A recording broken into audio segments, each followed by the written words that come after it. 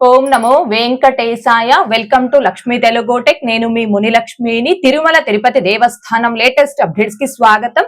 ఈ వీడియోలో ప్రస్తుతం మధ్యప్రాచ్య దేశాల్లో జరుగుతున్న యుద్ధం నేపథ్యంలో దేశ వ్యాప్తంగా కూడా ఎల్పిజి గ్యాస్ కొరత ఉందని కొన్ని వార్తలైతే వస్తున్నాయి కదండి.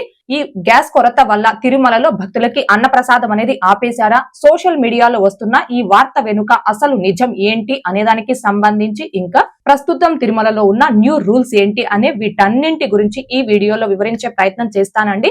ముఖ్యంగా మన ఛానల్లో కామెంట్ రూపంలో కొంతమంది భక్తులు ఈ గ్యాస్ కొరత వల్ల తిరుమలలో భక్తులకి శ్రీవారి అన్న ప్రసాదం ఆపేసే అవకాశం ఉందా అని కామెంట్ రూపంలో భక్తులు అడుగుతున్నారు. సో ఆ భక్తులందరికీ కూడా ఈ ఉచిత అన్న ప్రసాదంకి సంబంధించి పూర్తి వివరణ ఇవ్వడం కోసం ఈ వీడియో రూపంలో అయితే మీ ముందుకు రావడం జరిగింది. కాబట్టి వీడియోని ఎక్కడా కూడా స్కిప్ చేయకుండా చివరి వరకు చూసే ప్రయత్నం చేయగలరు. అలాగే వీడియోస్ చూస్తున్న ప్రతి ఒక్కరు పర్టికులర్ గా మన వీడియోస్ ని లైక్ చేసి షేర్ చేయాల్సిందిగా కోరుచున్నాను. ఓం నమో వెంకటేశాయ. అలాగే మన ఛానల్ ఫాలో అవుతున్న శ్రీవారి భక్తులందరూ కూడా మీకు ఏదైనా సందేహాలు ఉంటే ఛానల్లో కామెంట్ తో పాటుగా మన ఛానల్ టెలిగ్రామ్ గ్రూప్ లో జాయిన్ అయ్యి మీ సందేహం టెలిగ్రామ్ గ్రూప్ లో అడిగారు అంటే ఇన్స్టెంట్ గా మీకు సమాధానం తెలియచేయడం జరుగుతుందండి. ముందుగా గ్యాస్ కొరత, శ్రీవారి అన్నప్రసాదం గురించి తెలియచేస్తానండి. ప్రస్తుతం జరుగుతున్న ఇరాన్ యుద్ధ నేపథ్యంలో కమర్షియల్ గ్యాస్ సిలిండర్లపై కేంద్ర ప్రభుత్వం నిబంధనలు అమలు చేసిన విషయం తెలిసిందే కదండి. అయితే ప్రస్తుతం టీటీడీ వద్ద సుమారుగా 30 టన్నుల గ్యాస్ నిల్వలు ఉన్నట్టు సమాచారం అయినప్పటికీ కమర్షియల్ గ్యాస్ వినియోగంపై కేంద్ర ప్రభుత్వం విధించిన నిబంధనలు టీటీడీపై కూడా ప్రభావం పడే అవకాశం ఉంటుంది. కాబట్టి దీనిని గమనించిన టీటీడీ వారు ముందస్తు చర్యలు చేపట్టడం జరిగిందండి. తిరుమలలో శ్రీవారి లడ్డూ ప్రసాదం, అన్న ప్రసాదాల తయారీకి రోజుకి సుమారుగా 5 నుంచి 6 టన్నుల వరకు గ్యాస్ అవసరం అవుతుందని, భక్తులకు నిరంతరాయంగా అన్న ప్రసాదం పంపిణీ చేయడం కోసం దీనిని ఒక ఆధ్యాత్మిక అంశంగా భావించి గ్యాస్ నిరంతర సరఫరా కొనసాగించాలి అని ఐఓసీఎల్ కి విజ్ఞప్తి చేస్తూ టీటీడీ లేఖ రాయడం జరిగింది. ఆ లేఖపై ఐఓసీఎల్ కూడా సానుకూలంగా స్పందించడం జరిగింది. తిరుమలలోని మాతృశ్రీ తరిగొండ వేంగమాంబ అన్న ప్రసాద కేంద్రంతో పాటుగా వైకుంఠం 1, 2 ఇంకా CRO office, Rambagicha bus stand, PAC halls నందు, అలాగే తిరుపతిలో శ్రీనివాసం, విష్ణు నివాసం ఇలా పలు ప్రదేశాల్లో టీటీడీ వారు రోజుకి సుమారుగా 70,000 నుంచి 1,00,000 మంది వరకు భక్తులకి ఉచిత అన్న ప్రసాద పంపిణీ చేస్తున్నారు. బయట కొన్ని దేవాలయాలు ఈ గ్యాస్ కొరత వల్ల అన్న ప్రసాద మెను తగ్గించుండొచ్చు, అంటే అన్న ప్రసాద మెను మార్పు చేసి ఉండొచ్చు. కానీ టీటీడీలో ఎలాంటి గ్యాస్ కొరత లేదు కాబట్టి అన్న ప్రసాదం ఆపరు. అండ్ అన్న ప్రసాదం మెనులో కూడా ఎలాంటి మార్పులు లేవండి. గతంలో ఏ విధంగా అయితే అన్న ప్రసాదం మెను అయితే ఉందో అదే విధంగా ప్రస్తుతం కూడా భక్తులకి అదే మెను ప్రకారం అన్న ప్రసాదం అనేది అందిస్తున్నారు. అందులో ఎలాంటి ఇబ్బంది లేదు. ఒకవేళ టీటీడీలో గ్యాస్ కొరత ఏర్పడినప్పటికీ అన్న ప్రసాదం అనేది ఆపరు. ఎందుకంటే గ్యాసే కాకుండా ఆల్టర్నేటివ్ కుకింగ్ సిస్టమ్స్ కూడా టీటీడీలో అందుబాటులో ఉన్నాయి. అంటే for example steam cooking system, electronic cooking system, ఇంకా సోలార్ కుకింగ్ సిస్టమ్. ఇవే కాకుండా పాత కాలంలో లాగా కట్టెల పొయ్యి మీద వంట చేయడం, ఈ ఆల్టర్నేటివ్ కుకింగ్ సిస్టమ్స్ అన్ని కూడా టీటీడీలో అందుబాటులో ఉన్నాయి. కాబట్టి ఎప్పటికీ కూడా టీటీడీలో అన్న ప్రసాదం ఆపరు. ఒకవేళ గ్యాస్ కొరత ఏర్పడిన ఈ ఆల్టర్నేటివ్ కుకింగ్ సిస్టమ్స్ ద్వారా భక్తులకి అన్న ప్రసాదం అందించడం జరుగుతుంది. అయినప్పటికీ భక్తులకి అన్న ప్రసాద వితరణకి ఎలాంటి ఇబ్బందులు కలగకూడదు అనే ముందస్తు ఆలోచనతో టీటీడీ వారు ఎల్పిజి గ్యాస్ సప్లై నిరంతరం కంటిన్యూ చేయాలి అని ఐఓసీఎల్ ను విజ్ఞప్తి చేస్తూ లేఖ రాయడం జరిగింది. ఆ లేఖపై ఐఓసీఎల్ కూడా సానుకూలంగా స్పందించడం జరిగిందండి. సో భక్తులు దీనిని గమనించుకొని తిరుమలలో ఎలాంటి గ్యాస్ కొరత లేదు, అన్న ప్రసాద వితరణ కూడా ఆపరు.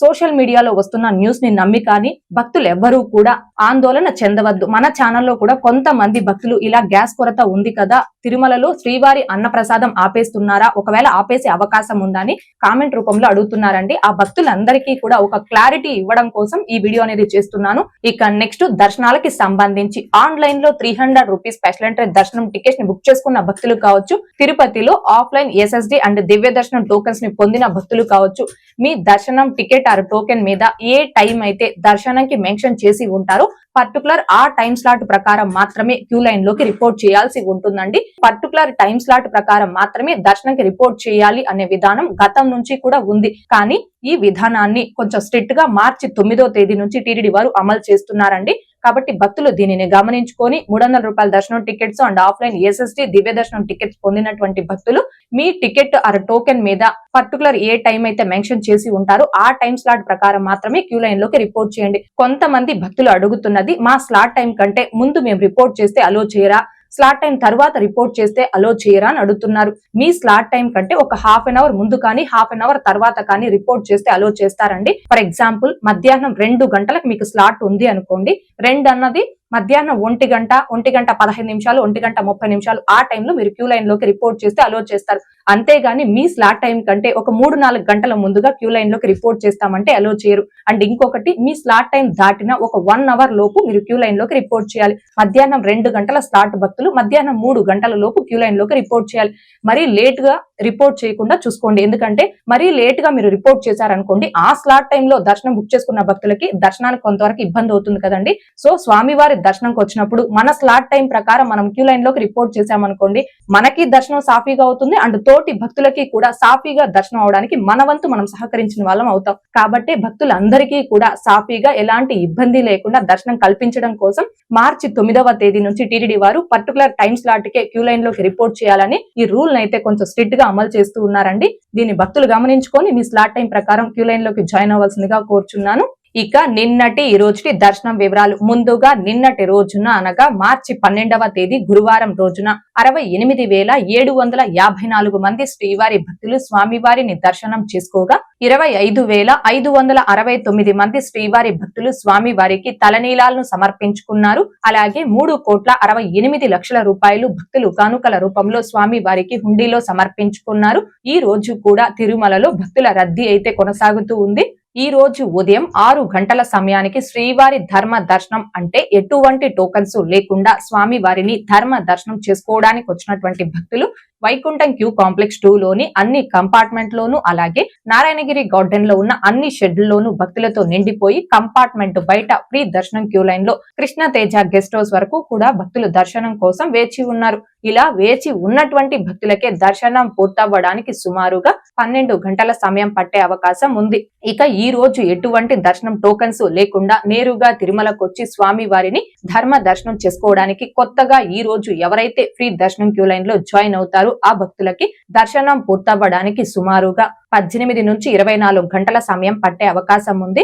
భక్తుల రద్దీని బట్టి దర్శనాలు పూర్తయి సమయాలలో కూడా మార్పులు ఉంటాయి. కాబట్టి శ్రీవారి భక్తులు ఈ విషయాన్ని గమనించుకోగలరు. అలాగే తిరుమల స్వామివారి దర్శనాలకు వచ్చే ప్రతి ఒక్కరూ తప్పనిసరిగా తమ ఆధార్ కార్డులను తమ వెంట తీసుకుని రావాల్సిందిగా కోరుచున్నాను. ఇక తిరుపతి ఆఫ్లైన్ SST టోకన్స్ కావచ్చు, శ్రీవారి మెట్టు మార్గం దివ్య దర్శనం టోకన్స్ కావచ్చు కలిగి ఉన్న భక్తులకి ఈ రోజు దర్శనం పూర్తవ్వడానికి సుమారుగా 4 నుంచి 6 గంటల సమయం పట్టే అవకాశం ఉంది. అలాగే 300 రూపీస్ స్పెషల్ ఎంట్రీ దర్శనం టికెట్స్ కావచ్చు, 500 రూపీస్ వర్చువల్ సేవ దర్శనం టికెట్స్ కావచ్చు కలిగి ఉన్న భక్తులకి ఈ రోజు దర్శనం పూర్తవ్వడానికి సుమారుగా 3 నుంచి 4 గంటల సమయం పట్టే అవకాశం ఉంది.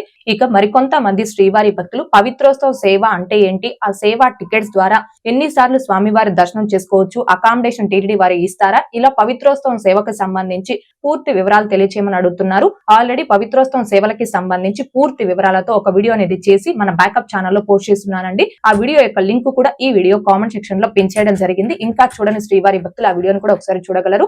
ఓకే అండి, ఈ వీడియోలో ఇప్పటి వరకు ప్రస్తుత తిరుమల దర్శనం వివరాలను ఇంకా టీటీడీ నుంచి ఉన్న లేటెస్ట్ అప్డేట్స్ గురించి అలాగే తిరుమల శ్రీవారి అన్న ప్రసాదంకి సంబంధించి తెలియజేసే ప్రయత్నం చేశానండి. ఈ వీడియో మీకు నచ్చినట్లయితే ఖచ్చితంగా లైక్ చేయగలరు, అలాగే షేర్ చేయగలరు. ఇంకా ఎవరైనా మన ఛానల్ ని సబ్స్క్రైబ్ చేసుకోకుండా ఉంటే దయచేసి సబ్స్క్రైబ్ చేసుకోగలరు. మన channel Telegram group, WhatsApp channel, Arattai channel links ఈ వీడియో కామెంట్ సెక్షన్ లో పిన్ చేశాను. ఇంకా జాయిన్ అవ్వని భక్తులు అందులో కూడా జాయిన్ అవ్వగలరు. అలాగే తిరుమల తిరుపతి దేవస్థానాలకు సంబంధించి మీకు ఇంకా ఏమైనా సందేహాలు కనుక ఉంటే కాల్ మీ ఫర్ యాప్ ద్వారా కాల్ చేసి నాతో డైరెక్ట్ గా మాట్లాడి ఎప్పటికప్పుడు మీ డౌట్స్ ని క్లారిఫై చేసుకోవచ్చు. ఓం నమో వెంకటేశాయ. Thanks for watching.